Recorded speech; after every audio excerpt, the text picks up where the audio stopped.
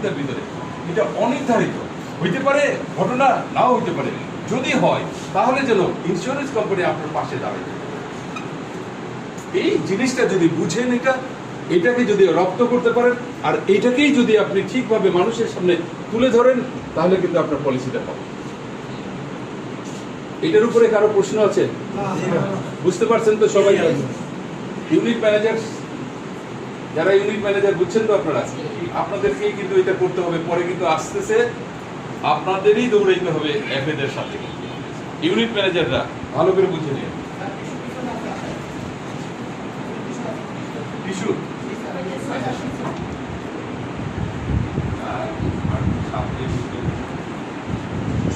তাহলে ইগোর কথা কেন বলছি?